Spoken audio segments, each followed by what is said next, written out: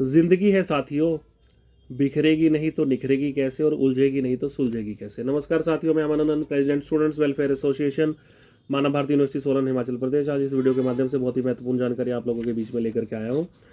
जब से हमारी honourable high court of Himachal Pradesh ने 20 दिसंबर 2024 को PIL नंबर 22 और 2022 में अपने ऑर्डर्स को पास किया है, तब से काफ़ी ज़्यादा संख्या में मुझे स्टूडेंट्स की कॉल आ रही है, मल्टीपल कॉल्स आ रही है। सर, हमारे लाइफ का क्या होगा, हमें आगे गाइड कीजिए, आगे हमें करना क्या है और हमारे फ्यूचर को कैसे हम सेव करें। तो वैसे तो मैक्सिमम पॉइंट्स को मैंने अपनी लास्ट वीडियो के अंदर क्लियर कर दिया था।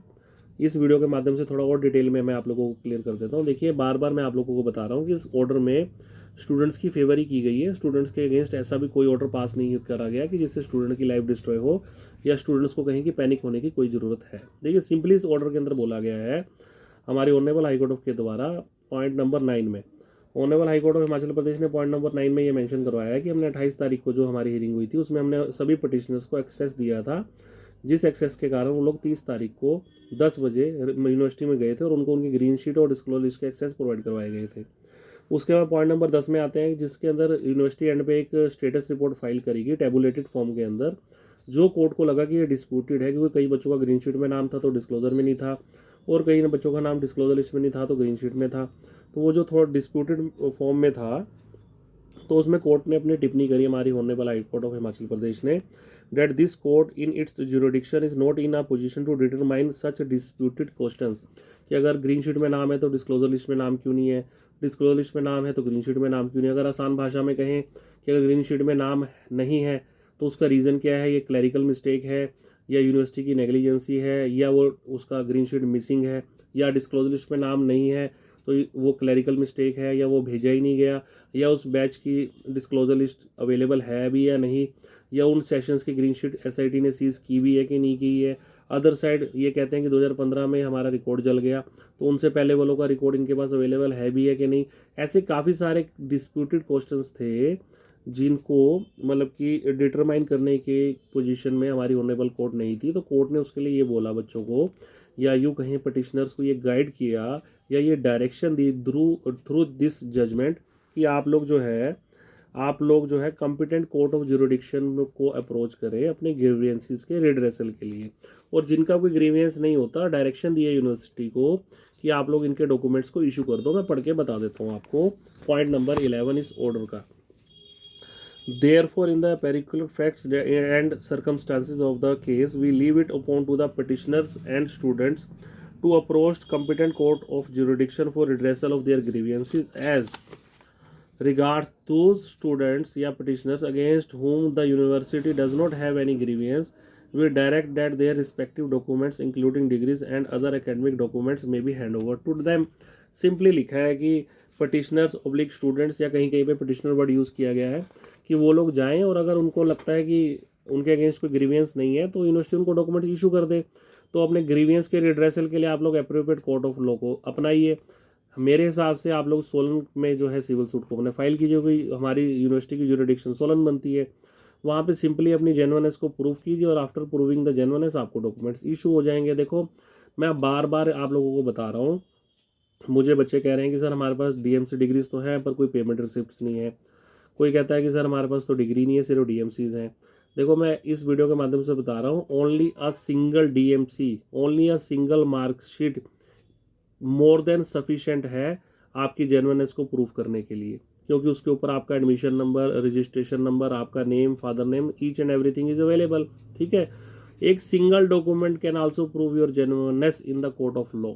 एक छोटा सा डॉक्यूमेंट भी आपकी जेन्युइननेस को प्रूव कर सकता है, तो इस बात से घबराने की जरूरत नहीं है। मुझे कई बच्चे कह रहे हैं सर DMC डिग्री तो है पर कोई हमारे पास पेमेंट रिसिप्ट नहीं है, कोई कह रहा है DMC है तो डिग्री नहीं है, कोई कह रहा है मेरे पास एडमिट कार्ड नहीं है। देखो, ये सारे के सारे ऑप्शंस हैं कि बच्चों के पास ये हो सकता है या होगा, या आपके पास ये अवेल है तो इसके थ्रू आप कोर्ट जा सकते हो। किसी पे आई कार्ड है वो कोर्ट जा सकता है, किसी पे एडमिट कार्ड की फोटो है वो कोर्ट जा सकता है, किसी पे DMC है वो कोर्ट जा सकता है, किसी पे पेमेंट रिसिप्ट है वो कोर्ट जा सकता है, किसी के पास कोई एंट्री है इवन वो भी कोर्ट में जा सकता है।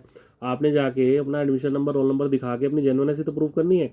जेन्युइननेस कैसे प्रूव करो, जो आपके पास रिकॉर्ड है उसको ओरिजिनल रिकॉर्ड से seen and place on record करके एग्जीबिशन हम बोलते हैं, एग्जिबिट करवाना, तो एग्जिबिट ही तो करवाना है। ठीक है, original seen and place on record, exhibit 1, exhibit 2, exhibit 3, exhibit करवा के आप लोगों का सारा रिकॉर्ड वहाँ पे एग्जिबिट हो गया। वो कोर्ट आपको डिसीजन दे देगी कि ठीक है जी, अकॉर्डिंग टू ये डॉक्यूमेंट्स आप लोग जेन्युइन हो। अगर ऐसी जजमेंट आपकी फेवर में आती है, आपका कोई ग्रीवियंस रहेगा नहीं, ग्रीवियंस नहीं रहेगा तो आप डायरेक्शन यूनिवर्सिटी को दे दिए कि इनको डॉक्यूमेंट दे दो।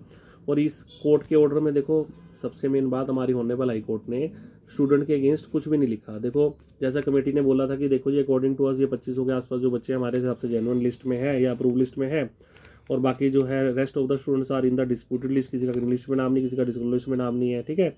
तो कोर्ट ने अपने ऑर्डर में कहीं ये भी नहीं लिखा कि अगर एक कॉम्पिटेंट कोर्ट ऑफ जुरिडिक्शन में जाएंगे तो competent court of jurisdiction according two parameters इनकी जेन्युइननेस को डिसाइड करेगी।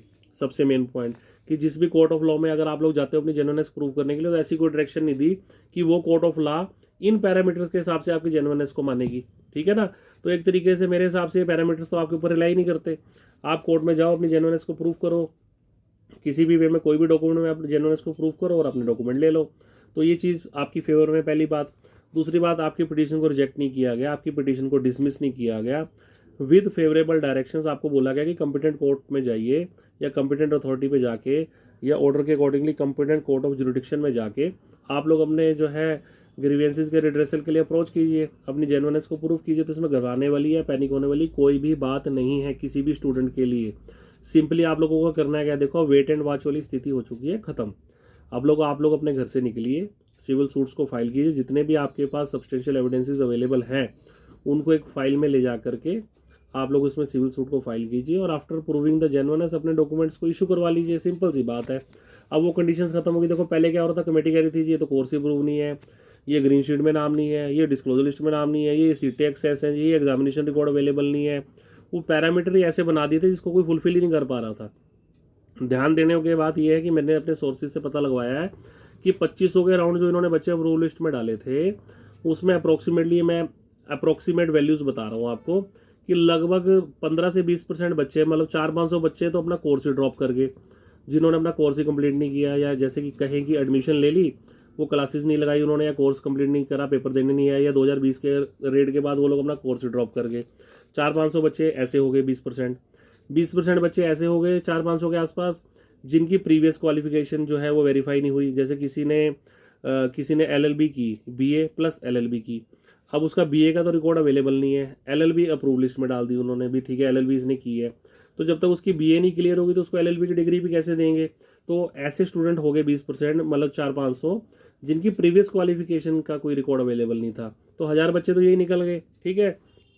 उसके बाद 1500 में से अप्रोक्सीमेटली 50-60% स्टूडेंट ऐसे रहे 700-800 के आसपास, जिनका या तो रिजल्ट मिसिंग है किसी भी सेमेस्टर का, या उनके नेम्स की करेक्शन है, या उनका जो है टोटल मिसमैच है, या लास्ट में उनका जो ग्रैंड टोटल बनता है वो टोटल नहीं लगा रखे। तो उस टाइप की भी कोर्ट के द्वारा, ऑनरेबल हाई कोर्ट के द्वारा कोई परमिशन नहीं दी गई उसके अंदर कोई भी करेक्शंस करने की, क्योंकि जो ओरिजिनल रिकॉर्ड है वो अंडर ट्रायल है एज ए एविडेंस, ठीक है। तो वो बच्चे भी लटक गए। तो अब नॉर्मली अगर देखा जाए तो 9 से लेके 24 तक अकॉर्डिंग टू कमेटी इन्होंने तो लगभग अप्रोक्सीमेटली 400-500 बच्चों को डिग्रीज इशू किए हैं, वेरीफाई किए हैं जेन्युइनली, ठीक है। तो ऐसा तो नहीं हो सकता कि सिर्फ 500 बच्चे वेरीफाई हुए होंगे, या इससे ज़्यादा तो बच्चे क्लेम कर रहे हैं अपनी डिग्रीज के लिए। 7747 को तो वेरीफाई करने के लिए डायरेक्शंस दी थी। तो इसलिए बिल्कुल भी घबराइए मत, आप लोग सभी एक ही पोजीशन पे स्टैंड है ड्यू टू दिस पैरामीटर्स। तो इसका परफेक्ट सोल्यूशन हमारी honourable high court of Himachal Pradesh ने दिया है कि आप लोग कॉम्पिटेंट जुरिडिक्शन ऑफ कोर्ट में या कॉम्पिटेंट कोर्ट ऑफ जुरिडिक्शन में जाके इस अपने जेन्युइननेस को प्रूव करके अपने डॉक्यूमेंट्स को ले लीजिए। तो इसमें कुछ भी घबराने के लिए, कुछ भी पैनिक होने की, किसी भी प्रकार से टेंस होने की कोई भी ज़रूरत नहीं। और मैं तो इतना मानता हूँ ये बहुत अच्छा डिसीज़न है, ठीक है। PIL 2 साल से पेंडिंग थी, बच्चे लटकते रहे थे, 3-3 महीने की डेट्स लग रही थी।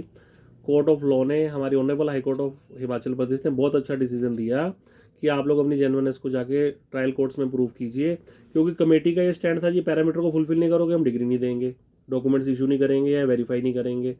स्टूडेंट्स कह रहे थे हम करें तो क्या करें, पैरामीटर ऐसे बना दिए। तो इसका परफेक्ट सोल्यूशन है कि आप लोग जो है कॉम्पिटेंट कोर्ट ऑफ जुरिडिक्शन में जाके अपनी जेन्युइननेस को प्रूव कीजिए। अपने ग्रीवियंस के रिड्रेसल्स के लिए आप लोग जाइए, और अपनी जेन्युइननेस प्रूव होने के बाद अपने डॉक्यूमेंट्स को आप लोग ले लीजिए। क्योंकि मेरे हिसाब से, या जो मैंने कोर्ट के ऑर्डर को स्टडी किया है, या कोर्ट के ऑर्डर के अकॉर्डिंग ऐसी कोई भी डायरेक्शन जो कॉम्पिटेंट कोर्ट ऑफ जुरिडिक्शंस को नहीं दी गई है कि अकॉर्डिंग टू पैरामीटर्स ही आपने इनकी जेन्युइननेस को प्रूव करना है या प्रूव करना पड़ेगा स्टूडेंट्स को।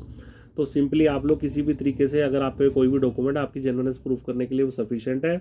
इवन अ सिंगल डीएमसी, एक मार्कशीट भी आपकी जेन्युइननेस प्रूव करने के लिए काफ़ी है। उसमें आपकी सारी की सारी डिटेल्स अवेलेबल होंगी, तो बिल्कुल भी पैनिक होने की आप लोगों को ज़रूरत नहीं है। हमारे पास मैक्सिमम टू मैक्सिमम स्टूडेंट्स का रिकॉर्ड अवेलेबल है, maximum to maximum status reports, each and every जो मीटिंग्स हुई थी उनकी आरटीए की कॉपीज़ जो मैक्सिमम टू मैक्सिमम हमारे पास हैं। सारा का सारा रिकॉर्ड आरटीए की फॉर्म्स में, गजट्स 17-20 के सब जो एलएलबी बैचेस के, अदर भी गजट्स और अदर रिकॉर्ड्स भी हमारे पास, या जो इन्होंने डिग्रीज अवार्ड की लिस्ट मंगवाई थी रेगुलेटरी कमीशन ने 2020 में, मतलब काफ़ी सारा मटेरियल हमारे पास ऐसा अवेलेबल है जिससे स्टूडेंट्स को as soon as possible civil court में अपने केसेस को प्रूव करने में, या यूँ कहीं तो जेन्युइननेस प्रूव करने में हेल्प मिलेगी। तो किसी भी टाइप के केसेस फाइल करने के लिए या वेरिफिकेशन के लिए आप लोग मुझे 929 कॉल कर सकते हैं। मैं अपना नंबर डिस्क्रिप्शन में आपको प्रोवाइड करवा दूंगा। तो मेरा आप लोगों से फिर से निवेदन है कि अपने घर से निकलिए, अपने सिविल सूट्स को फाइल कीजिए। पहले भी मैं बार बार आप लोगों को बोलता रहा कि अपनी पिटिशंस को फाइल कीजिए। देखिए 28 तारीख को पिटिशनर्स को एक्सेस मिला था, उस एक्सेस को खाली एक्सेस मत समझिए, वो पिटिशनर्स आपसे एक स्टेप आगे है। उनको जिनको एक्सेस मिला था ना, उनको ग्रीन शीट में नाम था तो ग्रीन शीट की सर्टिफाइड कॉपी, और अगर डिस्क्लोजर लिस्ट में नाम था तो डिस्क्लोजर लिस्ट की सर्टिफाइड कॉपीज़ प्रोवाइड करवा दी गई हैं। वो तो खाली उन कॉपीज़ को भी लेके चले जाएंगे ना ट्रायल कोर्ट के अंदर कि देखो जी एसआईटी के प्रोवाइडेड रिकॉर्ड के मुताबिक हमें यूनिवर्सिटी ने डॉक्यूमेंट प्रोवाइड कराया, इसी से उनकी जेन्युइननेस प्रूव हो जाएगी। तो ये आप लोगों के लिए वीक पॉइंट है, ठीक है। तो अपने पूरे के पूरे रिकॉर्ड्स को मेंटेन कीजिए, और रिकॉर्ड्स को मेंटेन करने के बाद सिविल सूट को फाइल कीजिए, और एज सुन एज पॉसिबल अपनी जेन्युइननेस को प्रूव करके आप लोग डॉक्यूमेंट्स लेने के लिए हकदार हो जाएंगे। और जो भी कोर्ट के डायरेक्शंस है वो स्टूडेंट्स की फेवर में ही है, इतना पैनिक होने की ज़रूरत नहीं है। ना ही कोई उन्होंने ये बोला कि कमेटी के अकॉर्डिंग जो डिस्प्यूटेड लिस्ट में बच्चे हैं उन सबको हम नॉन जेन्युइन बोलते हैं। ना कोर्ट ने आपकी पीआईएल को डिसमिस किया, ना आप पीआईएल को रिजेक्ट किया, ना उन्होंने ये बोला कि स्टूडेंट्स फेक है, ना उन्होंने आपके क्लेम्स को फेक बोला, ना उन्होंने कोई एफआईआर की डायरेक्शन दी कि जितने भी बच्चे इन पर एफआईआर दर्ज कर दो, ये भी सब फेक हैं। सिंपली कोर्ट ने बोला कि कॉम्पिटेंट कोर्ट ऑफ जुरिडिक्शन में जाके अपनी जेन्युइननेस को प्रूव करो। तो बार बार आपसे कह रहा हूँ, घर से निकलिए, अपनी जेन्युइननेस को प्रूव कीजिए, और किसी भी हेल्प के लिए, किसी भी डॉक्यूमेंट के लिए जो हमारे पास अवेलेबल रिकॉर्ड्स हैं, किसी भी रिकॉर्ड के लिए आप हमें 929 कॉल कर सकते हैं, हम आपकी पूरी हेल्प करेंगे। और एज सुन एज पॉसिबल जो हमारे पिटिशनर्स हैं जिनके हमारे थ्रू केसेस चल रहे हैं उनको एज सुन एज पॉसिबल हम जो है रिलीफ दिलवा देंगे या रिलीफ दिलवाने की कोशिश करेंगे, ठीक है। तब तक के लिए अपना ख्याल रखिए और अपने घर से निकल के अपने सिविल सूट्स को फाइल कीजिए। और किसी भी टाइप की वेरिफिकेशन या केस की हेल्प के लिए आप मुझे 929 कॉल कर सकते हैं। मैं अपना नंबर डिस्क्रिप्शन में प्रोवाइड करवा दूंगा। Thank you.